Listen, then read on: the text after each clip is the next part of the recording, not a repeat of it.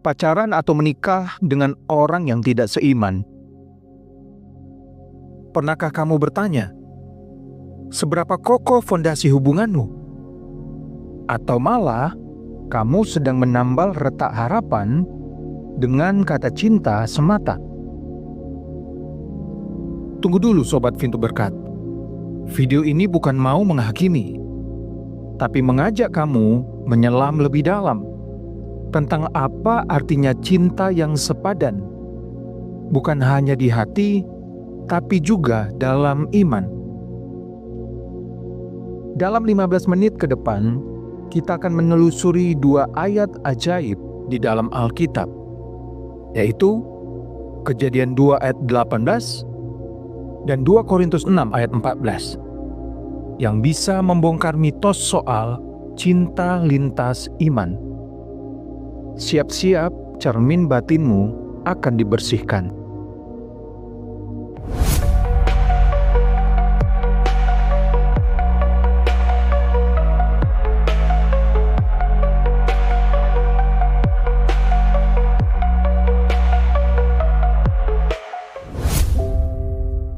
Hubungan cinta atau kasih sayang itu seperti perahu.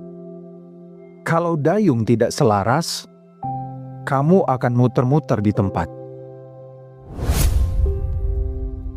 Di era postmodern ini, perbedaan bukan lagi sekadar geografis, tapi juga nilai dan keyakinan. Pacaran lintas iman bukan hal langka. Banyak yang bilang, yang penting saling sayang. Tapi setelah bertahun-tahun, berapa banyak pasangan yang akhirnya menyesal? Survei menunjukkan hampir 6 dari 10 hubungan kandas karena konflik nilai dasar. Pernah nggak kamu merasa ada yang klop atau cocok banget dengan seseorang, tetapi begitu dibawa serius, nilai-nilai inti ternyata berbeda?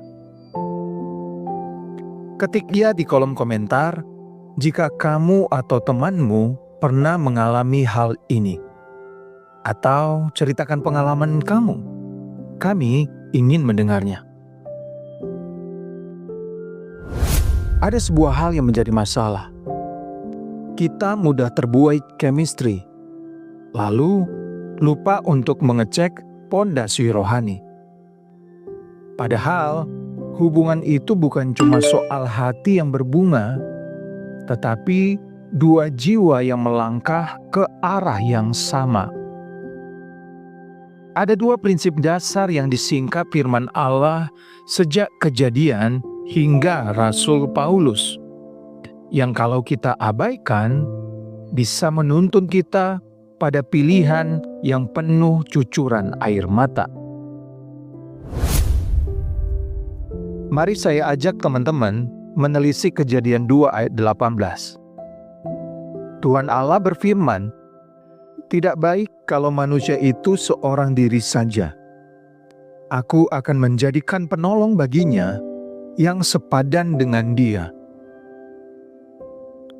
Nah, dari ayat ini, kita menemukan desain ilahi untuk kesetaraan rohani. Ezer kenegdo artinya penolong sepadan, seimbang, sejajar, bukan sidekick inferior. Tuhan bukan cuma kasih pasangan untuk mengisi kesepian, bukan soal siapa masak lebih enak, tapi bagaimana 2 hati berlayar bersama menuju Tuhan. Seperti duet vokal, kalau satu fals, lagu jadi rusak. Tidak peduli seberapa hebat talenta, kalau tidak sinkron, tetap kacau balau. Yang kedua, implikasi postmodern. Di dunia yang nge-custom nilai, kita rentan mencampur iman dengan preferensi pribadi.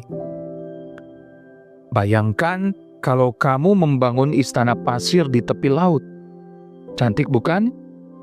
Tapi sekali ombak datang, runtuh.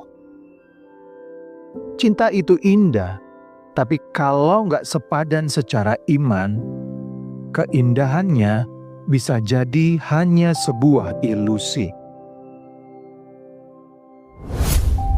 Apa jadinya jika penolongmu malah menarikmu jauh dari Tuhan? Saya mempunyai kisah atau cerita tentang seorang teman. Awalnya hubungan mereka baik, tapi setelah menikah, kebiasaan ibadah mereka memudar karena salah satu pasangannya tidak terbiasa masuk gereja. Bahkan akhirnya si pasangan itu mulai kehilangan rasa haus akan firman.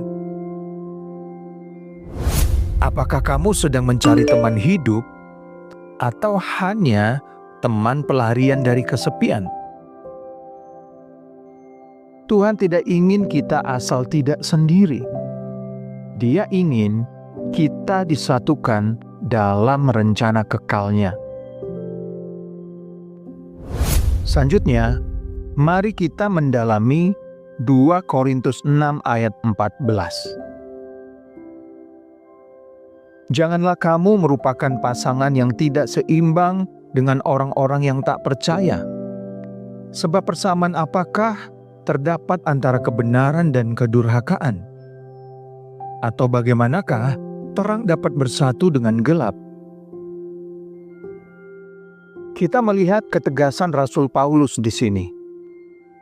Karena dia tahu, perbedaan iman itu bukan cuma soal kebiasaan, tapi soal arah hidup. Yang pertama yang kita perlu ketahui tentang asal-usul kuk yang tidak seimbang. Dulu, ada sebuah larangan membajak dengan lembu dan keledai bersama-sama. Di dalam Ulangan 22 ayat 10, janganlah engkau membajak dengan lembu dan keledai bersama-sama. Kenapa? Karena kekuatannya berbeda. Langkahnya nggak seirama. Hasilnya rusak semua. Pacaran atau menikah pun begitu. Kalau visi rohanimu beda, kamu bukannya saling mendukung, tapi malah saling tarik-menarik ke arah yang berlawanan. Pernikahan itu kerjasama. Kalau nilai beda, kukmu tertarik dua arah. Bukan harmoni, tapi tarik-menarik yang melelahkan. Dampak spiritual dan praktis.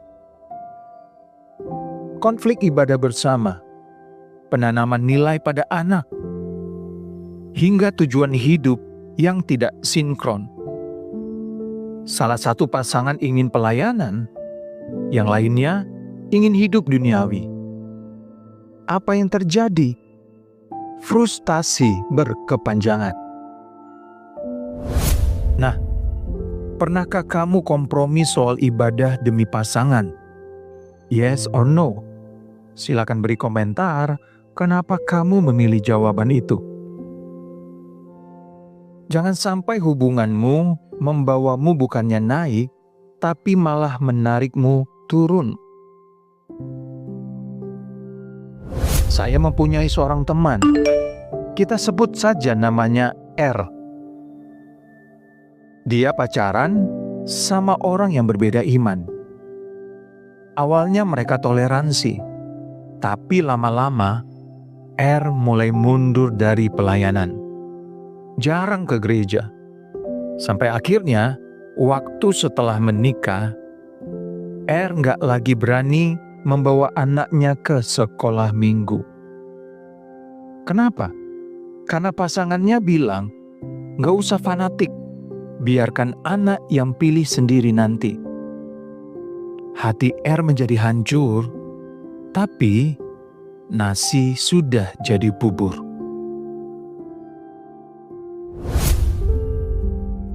Kita sudah lihat dasarnya. Desain Allah di dalam Kejadian 2 ayat 18. dan larangan tegas Rasul Paulus di dalam 2 Korintus 6 ayat 14. Lantas, gimana aplikasinya dalam hidup kita sehari-hari? Apakah langsung putus kalau beda iman?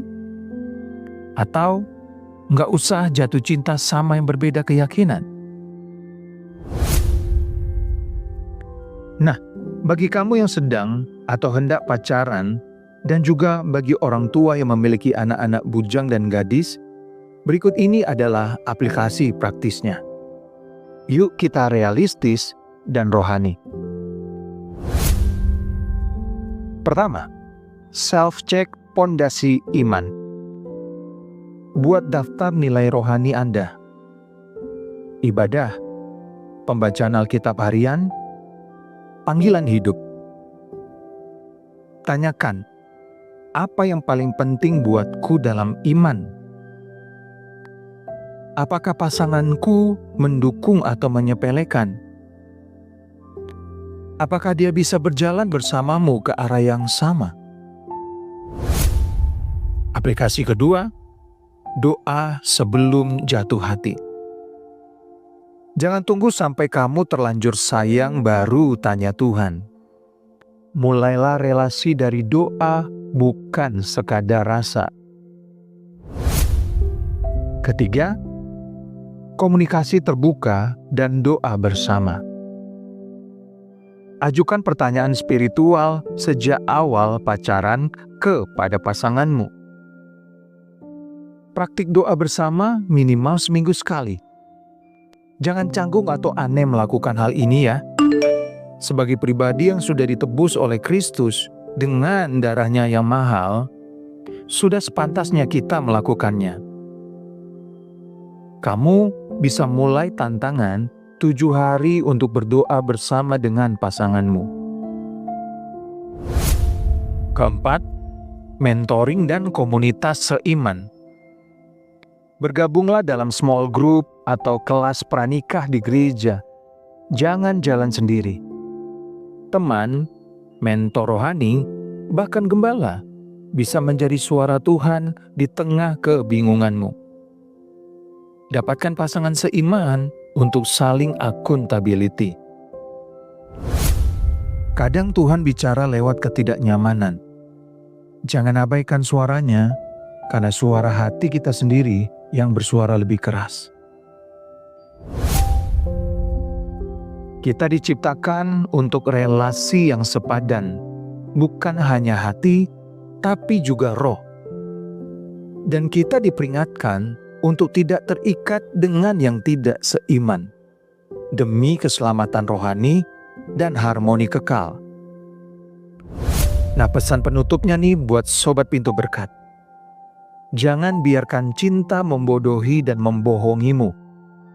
Cinta sejati itu yang menuntun kita lebih dekat pada Tuhan, bukan menjauh darinya. Cinta sejati itu bukan yang membuatmu kehilangan arah, tapi yang membuatmu makin serupa dengan Kristus. Tuhan rindu kamu punya pasangan yang bukan hanya klik, tapi juga sepadan. Bukan hanya serasi, tapi juga selaras menuju kekekalan. Dalam hal ini, kita juga harus waspada terhadap tipu muslihat iblis. Kalau kamu sedang bingung, doa adalah tempat terbaik untuk memulai. Dan ingat, God's will won't take you where His grace won't protect you. Kehendak Allah tidak akan membawa kamu ke tempat di mana kasih karunia-Nya tidak melindungimu. Jika kamu diberkati, share video ini. Mungkin ada orang yang sedang di ujung keputusan besar dan butuh terang firman Tuhan. Serta semakin banyak orang yang terjaga dalam kasih dan kebenaran. Silakan like, komen, dan subscribe untuk konten-konten membangun seperti ini.